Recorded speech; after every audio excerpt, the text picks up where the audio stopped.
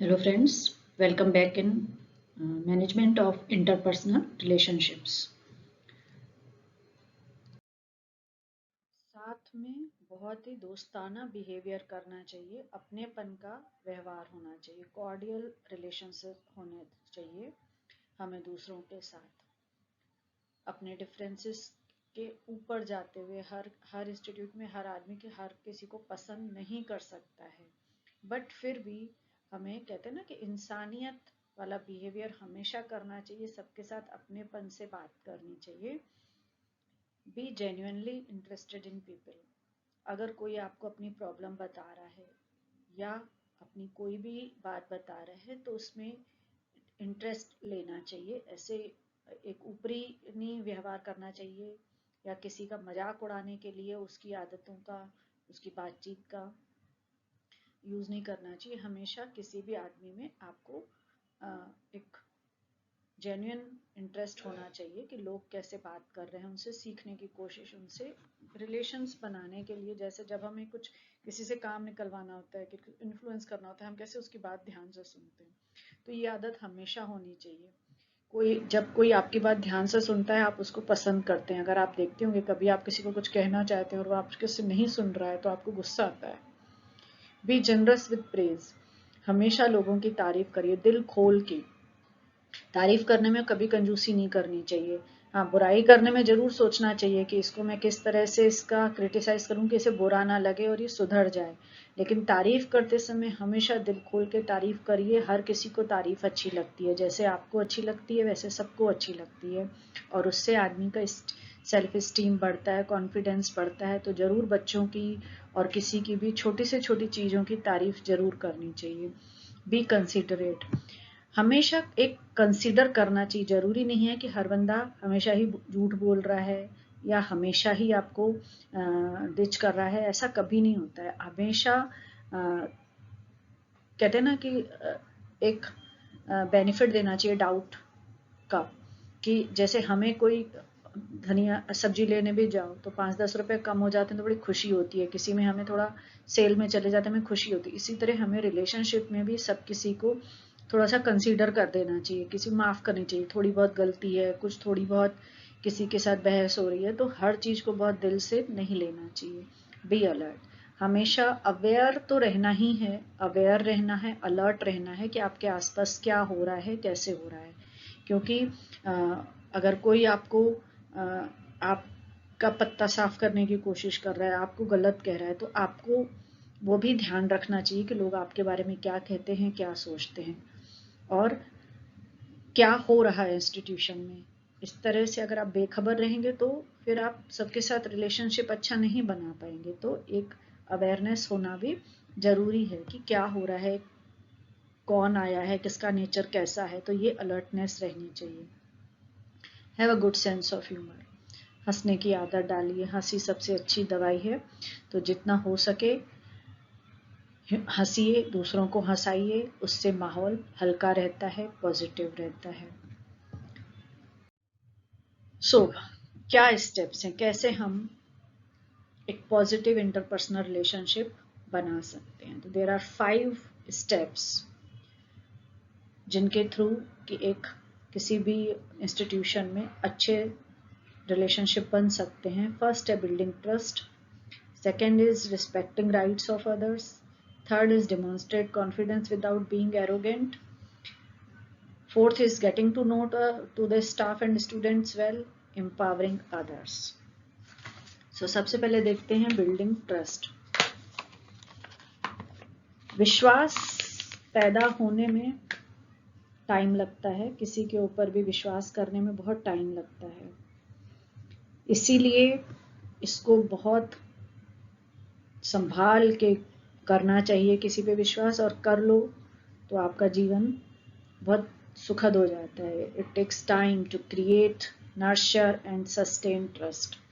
भरोसा बनाए रखने के लिए भी, क्योंकि लाइफ जो है बहुत ज़्यादा चैलेंजिंग होती जा रही है, तो ट्रस्ट टूटने में टाइम नहीं लगता है। इसलिए जो कहते हैं कि किसी का ट्रस्ट जीतना भी आसान है, लेकिन उस ट्रस्ट को बनाए रखना मुश्किल है।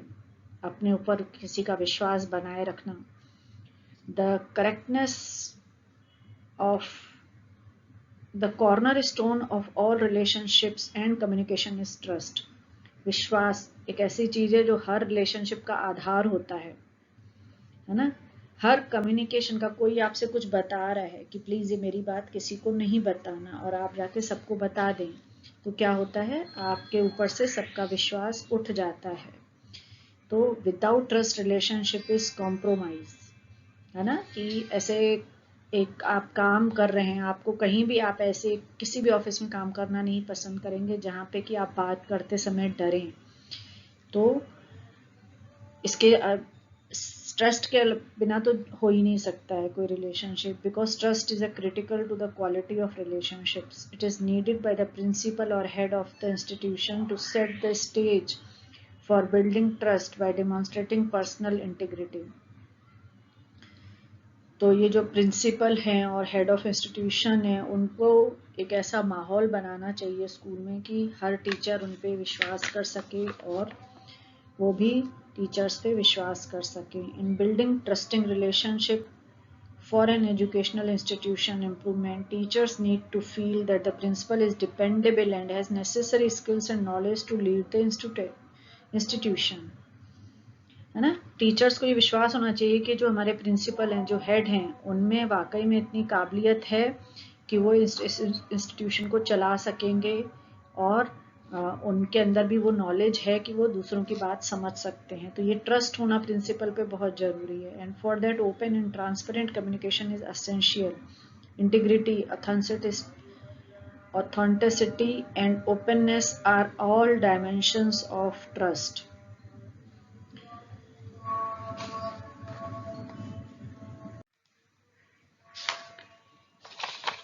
तो इसके लिए टीचर्स को, प्रिंसिपल्स को आपस में बात करते रहना, कम्युनिकेशन करते रहना बहुत ज़रूरी है। एक ओपननेस, एक ट्रांसपेरेंसी सिस्टम में होना बहुत ज़रूरी है।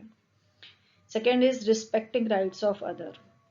जब आप खुद के लिए राइट्स चाहते हैं तो आपको दूसरों के राइट्स को ज़रूर ध्यान देना चाहिए, उनकी रिस्पेक्ट करनी चाहिए। The principal or head of the organizations need to recognize and respect the rights of teachers, staff, students and parents. ठीक है, जैसे कि कई इंस्टीट्यूशंस होते हैं जो हमारे एक्सपीरियंस में आया है कि वहाँ जैसे कि अब एक हो गया कि लंच टाइम में भी टीचर को बच्चों को नोटिस करते रहना है, बच्चों को ऑब्जर्व करना है। तो आखिर आप क्या, एक टीचर 6 घंटे में, 7 घंटे में लंच नहीं करेंगे या ब्रेकफास्ट नहीं करेंगे, खाना नहीं खाएंगे, वो उन्हें भी ब्रेक की ज़रूरत है। तो आप कैसे, इतना तो समझते हो ना कि एक इंसान है तो उससे भी कुछ तो पर्सनल नीड्स पड़ेंगी, तो आप उसके लिए कितना उसको पर्सनल स्पेस देते हैं। ठीक है, तो कई स्कूलों में, कई इंस्टीट्यूशंस में बिल्कुल स्पेस ही नहीं होता है ना। तो जैसे कहते हैं ना कि बिटवीन द क्लासेस, बीच में कभी मिल गया खाली तो खा लिया, या ऐसे भागते भागते खाया, तो this is not the right way. तो it is essential to maintain confidentially in all matters relating to students and staff, and also not to hurt others by intentionally making false statement. तो principal को teachers के लिए करना चाहिए respect, उनके space देनी चाहिए, टीचर्स को स्टूडेंट्स का, स्टाफ का, पेरेंट्स का, इस तरह से हर किसी को पर्सनल उसकी रिस्पेक्ट होनी चाहिए कि अगर उसकी कुछ आवश्यकताएं हैं तो वो किस तरह से उसका ध्यान रखा जाए। इसी तरह से जो एक कॉन्फिडेंस होता है, कॉन्फिडेंशियलिटी होती है किसी भी मामले में, कि कोई चीज़ कॉन्फिडेंशियल है तो उसका ध्यान रखना चाहिए, हर किसी के सामने हर बात ओपन नहीं करनी चाहिए, और किसी की भावनाओं को भी हर्ट नहीं करना चाहिए। Demonstrate confidence without being arrogant. Body language often speak. कहते हैं कि हम जो भी बातचीत करते हैं उसमें बॉडी लैंग्वेज हमारी 70% रोल प्ले करती है, 30% हमारे वर्ड्स और हमारी tone. Okay, so body language often speaks. It is important for the headmaster or the principal to restrain from exhibiting body language that suggests that he is putting a wall between self and others. तो आपकी body language देख के, आप बोल तो मुंह से अच्छा रहे हैं लेकिन आपकी बॉडी लैंग्वेज बहुत ऑफेंसिव है, तो पता चल जाता है। ये बहुत ही भले ही ये बात अलग है कि बॉडी लैंग्वेज जो कहते हैं कि सच होती है ना, उसमें आप कभी भी झूठ नहीं, आपकी बॉडी लैंग्वेज कभी भी झूठ नहीं बोलती है। आप मुंह से झूठ बोल सकते हैं, लेकिन कहते हैं ना आंखें झूठ नहीं बोलती हैं। आपकी बॉडी के जो मूवमेंट होते हैं उसी से पता चल जाता है कि कोई कितना किस तरह से झूठ बोल रहा है या ऑफेंसिव हो रहा है। Staff will develop trust when they see and feel that the principal expects the same from himself as she does from each one of them. It is critical that each staff member consider him to be upfront and fair in how he deal with situation and treat each person. है ना, हर person को अपना importance पता होना चाहिए। हर person को जो है प्रिंसिपल के सामने ये लगना चाहिए कि वो एक फ्री होके अपनी राय दे सकता है। तो आपकी बॉडी लैंग्वेज कैसी है, जो एक गुड मैनेजर होता है उसको ये सीखना पड़ता है, उसको ये ट्रेन होना पड़ता है। आजकल तो नौकरियों में सबसे ज़्यादा इंटरव्यूज़ के समय बॉडी लैंग्वेज ही देखी जाती है, आपका नॉलेज बाद में देखा जाता है।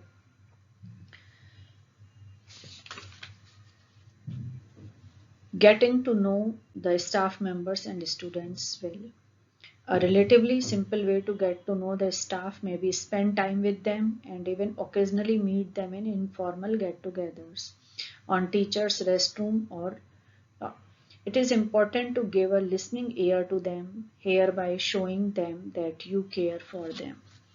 है ना, कभी भी आपको बच्चों से या प्रिंसिपल को हमेशा कभी कभी स्टाफ रूम में आ जाना चाहिए, उनसे टीचर से बात करनी चाहिए और उनकी प्रॉब्लम्स पे ध्यान देना चाहिए, उन्हें सॉल्व करने की कोशिश करनी चाहिए। इससे पता चलता है कि वो आपकी केयर करते हैं, है ना, तो इससे रिलेशनशिप बेटर होते हैं। Empowering others. Empowering employees is a key factor in a managerial or organizational effectiveness. Relationship between teacher empowerment and interpersonal trust in the principal is highlighted. Principal need to give to the teacher significant autonomy and substantial influence in their work environment. They need to consider strategies that can strengthen teachers' perception of empowerment and reinforce trustworthy behavior. तो कई लोग दूसरे को नीचा दिखा के आप खुद ऊंचा नहीं बन सकते हैं। तो प्रिंसिपल का ये काम है कि अपने टीचर्स को एम्पावर करते रहें, उन्हें उनकी नॉलेज बढ़ाने के लिए कुछ ना कुछ करते रहें, उनकी स्किल्स को बढ़ाने के लिए कुछ ना कुछ करते रहें, उन्हें कुछ ऑटोनॉमी भी दें, उन्हें कुछ इंडिपेंडेंस देनी चाहिए कि जिससे कि उनके अंदर कॉन्फिडेंस बढ़े। टीचर्स को अपने तरीके यूज करने की आज़ादी होनी चाहिए, उन्हें उनके ऊपर ट्रस्ट होना चाहिए टीचर को, प्रिंसिपल को, कि ये टीचर अच्छा काम करेगा। इसी तरह बच्चों को भी, जब बच्चों और टीचर्स के बीच में रिलेशनशिप होता है तो वो टीचर बच्चों को अगर आगे बढ़ाती है, ऐसा नहीं कि अपनी शैडो के अंदर नहीं रखते। तो कहते हैं कि जब आप दूसरे को ऊपर करते हैं तो आप भी ऊपर बढ़ते हैं, और आप दूसरे को नीचा दिखाते हो तो आपको भी नीचे आना पड़ता है, नीचे हो जाते हो आप भी। तो ये स्टेप्स हैं। हमेशा दूसरे की तरक्की में खुश होना चाहिए और दूसरे को तरक्की के लिए ट्राई करना चाहिए।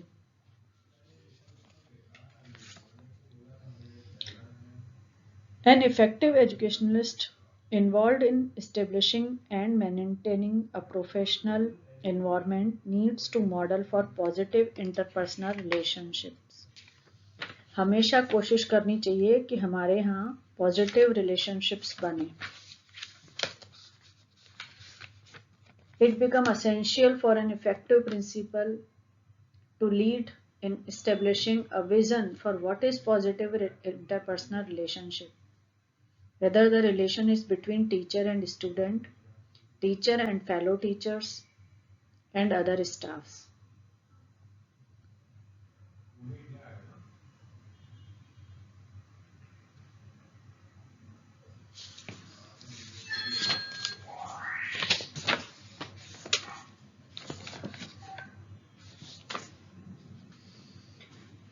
So these are the basic assumptions that help in facilitating interpersonal relationships.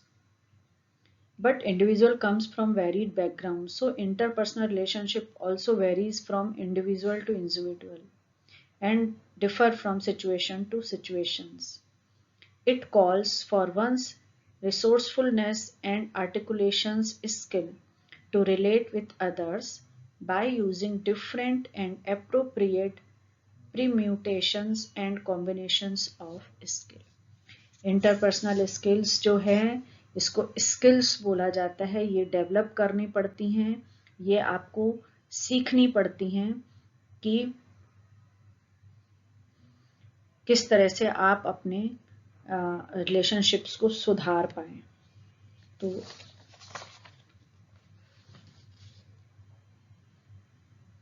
that's all. I hope you like this video. Please like, share and subscribe.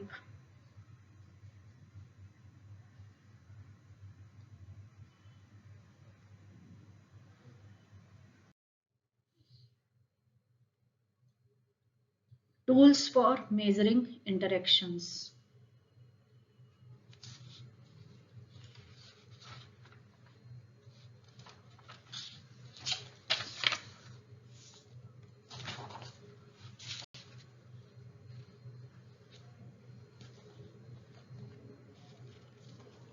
Observation और फीडबैक फ्रॉम स्टेक होल्डर.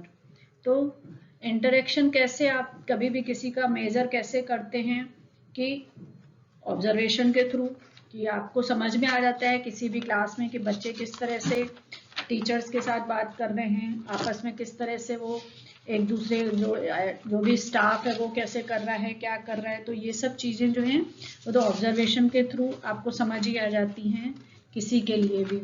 दूसरा क्या होता है, feedback from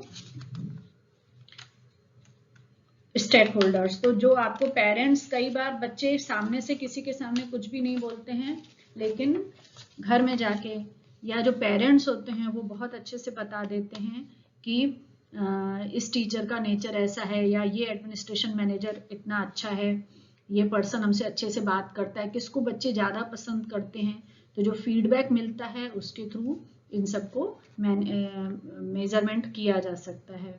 Observations of how everyone in the institution interact with each other may reveal the quality of interpersonal relationships that exist in it. The principal may use an observation schedule that can be used to tally verbal and other behavioral interaction pattern teachers use in their communication with student and others. है ना, कभी भी आप किसी school में जाइए या even कहते हैं ना कि किसी घर में जाओ, आपको वहाँ का माहौल देख के, जैसे ही दो लोग आपके सामने आते हैं वो आपस में किस तरह इंटरेक्ट कर रहे हैं, उससे आप उनके रिलेशनशिप का पता लगा सकते हैं.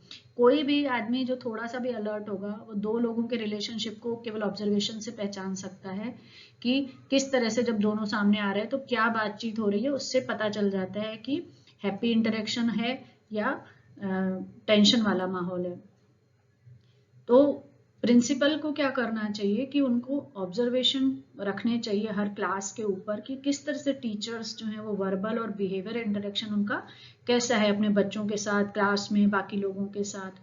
The observation schedule will have items for both positive and negative teacher remarks and behaviours. तो ये हमें क्या देखना है कि जब वो नेगेटिव करते हैं रिमार्क्स एंड पॉजिटिव रिमार्क्स करते हैं, दोनों के समय उनका बिहेवियर कैसा है. A post observation meeting can become a useful tool for administrator as they give feedback to teachers concerning the observed verbal and behavioral message they may giving to the students and colleagues, and whether the teacher is aware of the connotations of the message they are projecting to the students in their class. And उसके बाद एक meeting, observation meeting होनी चाहिए जो कि जिसमें कि manager बता सकता है कि आपका ये बिहेवियर हमने ऑब्जर्व किया है टीचर से, उसके बारे में क्वेश्चंस करने चाहिए, उनसे इंक्वायर करना चाहिए कि आपने इस तरह से बिहेवियर किया था, पॉजिटिव और negative, what is the reason behind this and all this. तो उससे क्या होगा, एक टीचर के साथ भी उसका टीचर को पता होना चाहिए कि वो जो क्लास में कर रहे हैं उनका क्या इम्पैक्ट पड़ रहा है. कई बार टीचर को नेगेटिव रिमार्क देने पड़ सकते हैं, तो उसके पीछे उनकी क्या सोच रही हो वो भी पूछना जरूरी है. इससे टीचर को भी अवेयर रहेंगे हमेशा कि उनके ऊपर ऑब्जर्वेशन हो रहा है, तो वो हमेशा ही ध्यान रखेंगे क्लासरूम में. Another useful information feedback tool that can be used to measure IP or interpersonally involve the distribution of questionnaires or opinionaire for collecting feedback from teachers, students, and other personnel. The items on the survey can be so written as to collect data pertaining to overall participants' feeling towards their interpersonal relations at work. The survey response can remain anonymous in the hope of raising the level of honesty when responding to the feedback form. तो इस तरह के भी कुछ feedback form वगैरह fill करवाए जा सकते हैं स्कूल में सबसे, पेरेंट्स से, टीचर्स से, स्टूडेंट्स से, किसी भी पर्सन्स के बारे में या आपस में टीचर्स के बारे में या स्टाफ मेंबर्स का, मैनेजर्स के बारे में कि किस तरह से उनका कौन सा बिहेवियर अच्छा लगता है, नहीं अच्छा लगता है। तो इस तरह से जो फीडबैक मिलता है उससे भी इंटरपर्सनल रिलेशनशिप किसका अच्छा है, क्या कौन किस तरह से बिहेव करता है, तो वो पता चल सकता है। Thank you for watching. Please like and share this video.